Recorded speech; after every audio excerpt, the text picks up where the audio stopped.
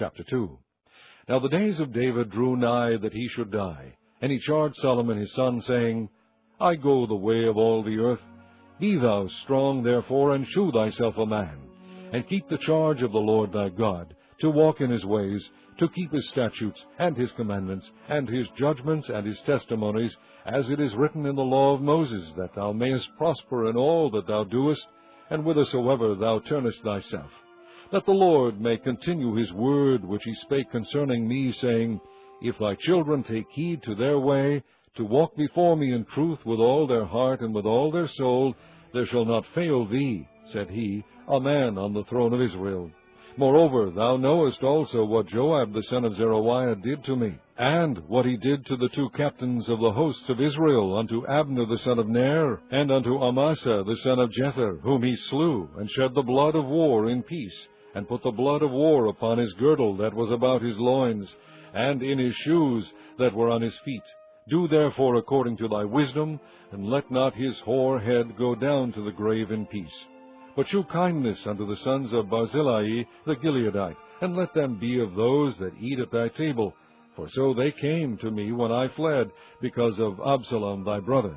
And behold, thou hast with thee Shimei the son of Gera, a Benjamite of Bahurim, which cursed me with a grievous curse in the day when I went to Mahanaim. But he came down to meet me at Jordan, and I sware to him by the Lord, saying, I will not put thee to death with the sword. Now therefore hold him not guiltless, for thou art a wise man, and knowest what thou oughtest to do unto him. But his hoar head bring thou down to the grave with blood. So David slept with his fathers, and he was buried in the city of David. And the days that David reigned over Israel were 40 years. 7 years reigned he in Hebron, and 33 years reigned he in Jerusalem. Then sat Solomon upon the throne of David his father, and his kingdom was established greatly. And Adonijah the son of Haggith came to Bathsheba the mother of Solomon. And she said, Comest thou peaceably? And he said, Peaceably. He said, Moreover, I have somewhat to say unto thee.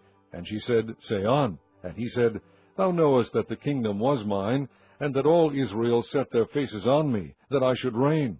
Howbeit the kingdom is turned about, and is become my brother's, for it was his from the Lord. And now I ask one petition of thee, deny me not. And she said unto him, Say on. And he said, Speak, I pray thee, unto Solomon the king, for he will not say thee nay, that he give me Abishag the Shunammite to wife. And Bathsheba said, Well, I will speak for thee unto the king. Bathsheba therefore went unto King Solomon to speak unto him for Adonijah. And the king rose up to meet her, and bowed himself unto her, and sat down on his throne, and caused a seat to be set for the king's mother. And she sat on his right hand. Then she said, I desire one small petition of thee. I pray thee, say me not nay.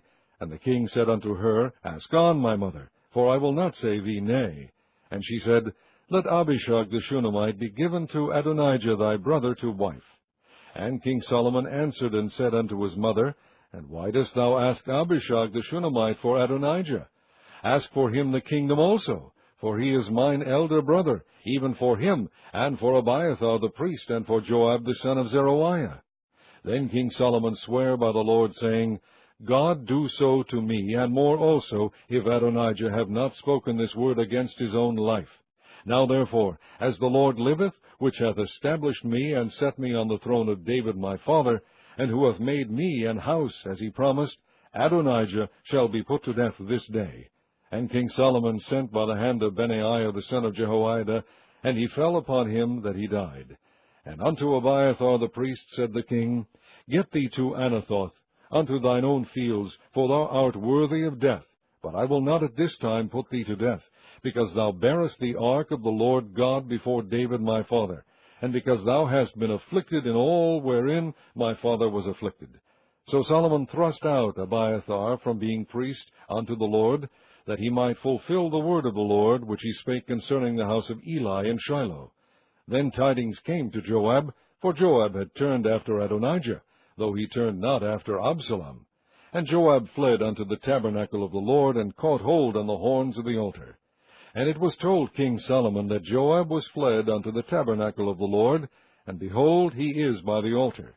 Then Solomon sent Benaiah the son of Jehoiada, saying, Go, fall upon him. And Benaiah came to the tabernacle of the Lord, and said unto him, Thus saith the king, Come forth. And he said, Nay, but I will die here. And Benaiah brought the king word again, saying, Thus saith Joab, and thus he answered me. And the king said unto him, Do as he hath said, and fall upon him, and bury him, that thou mayest take away the innocent blood which Joab shed from me, and from the house of my father. And the Lord shall return his blood upon his own head, who fell upon 2 men more righteous and better than he, and slew them with the sword, my father David not knowing thereof, to wit, Abner the son of Ner, captain of the host of Israel, and Amasa the son of Jether, captain of the host of Judah. Their blood shall therefore return upon the head of Joab, and upon the head of his seed forever. But upon David, and upon his seed, and upon his house, and upon his throne, shall there be peace forever from the Lord. So Benaiah the son of Jehoiada went up, and fell upon him, and slew him, and he was buried in his own house in the wilderness. And the king put Benaiah the son of Jehoiada in his room over the host. And Zadok the priest did the king put in the room of Abiathar. And the king sent and called for Shimei, and said unto him, Build thee an house in Jerusalem, and dwell there, and go not forth thence any whither. For it shall be that on the day that thou goest out, and passest over the brook Kidron, thou shalt know for certain that thou shalt surely die. Thy blood shall be upon thine own head. And Shimei said unto the king, The saying is good. As my lord the king has said, so will thy servant do. And Shimei dwelt in Jerusalem many days. And it came to pass at the end of 3 years that 2 of the servants of Shimei ran away unto Achish, son of Maacah, king of Gath. And they told Shimei, saying, Behold, thy servants be in Gath. And Shimei arose, and saddled his ass, and went to Gath to Achish to seek his servants. And Shimei went, and brought his servants from Gath. And it was told Solomon that Shimei had gone from Jerusalem to Gath, and was come again. And the king sent and called for Shimei, and said unto him, Did I not make thee to swear by the Lord, and protested unto thee, saying, Know for a certain, on the day thou goest out, and walkest abroad any whither, that thou shalt surely die? And thou saidst unto me, The word that I have heard is good. Why then hast thou not kept the oath of the Lord, and the commandment that I have charged thee with? The king said moreover to Shimei, Thou knowest all the wickedness which thine heart is privy to, that thou didst to David my father. Therefore the Lord shall return thy wickedness upon thine own head. And King Solomon shall be blessed, and the throne of David shall be established before the Lord forever. So the king commanded Benaiah the son of Jehoiada, which went out, and fell upon him that he died. And the kingdom was established in the hand of Solomon. Chapter 3. And Solomon made affinity with Pharaoh king of Egypt, and took Pharaoh's daughter, and brought her into the city of David, until he had made an end of building his own house, and the house of the Lord, and the wall of Jerusalem round about. Only the people sacrificed in high places, because there was no house built in the name of the Lord until those days. And Solomon loved the Lord, walking in the statutes of David his father, only he sacrificed and burnt incense in high places. And the king went to Gibeon to sacrifice there, for that was the great high place. 1,000 burnt offerings did Solomon offer upon that altar. In Gibeon the Lord appeared to Solomon in a dream by night, and God said, Ask what I shall give thee. And Solomon said, Thou hast shewed unto thy servant David my father great mercy, according as he walked before thee in truth, and in righteousness, and in uprightness of heart with thee. And thou hast kept for him this great kindness, that thou hast given him a son to sit on his throne, as it is this day. And now, O Lord my God, thou hast made thy servant king instead of David my father, and I am but a little child, I know not how to go out or come in. And thy servant is in the midst of thy people which thou hast chosen, a great people that cannot be numbered nor counted for multitude. Give therefore thy servant an understanding heart to judge thy people, that I may discern between good and bad. For who is able to judge this, thy so great a people? And the speech pleased the Lord, that Solomon had asked this thing. And God said unto him, Because thou hast asked this thing, and hast not asked for thyself long life, neither hast asked riches for thyself, nor hast asked the life of thine enemies, but hast asked for thyself understanding to discern judgment, behold, I have done according to thy words. Lo, I have given thee a wise and an understanding heart, so that there was none like thee before thee, neither after thee shall any rise like unto thee. And I have also given thee that which thou hast not asked, both riches and honor, so that there shall not be any among the kings like unto thee all thy days. And if thou wilt walk in my ways, to keep my statutes and my commandments, as thy father David did walk, then I will lengthen thy days. And Solomon awoke, and behold, it was a dream. And he came to Jerusalem, and stood before the ark of the covenant of the Lord, and offered up burnt offerings, and offered peace offerings, and made a feast to all his servants. Then came there 2 women that were harlots unto the king, and stood before him. And the one woman said, O my lord, I and this woman dwell in one house, and I was delivered of a child with her in the house.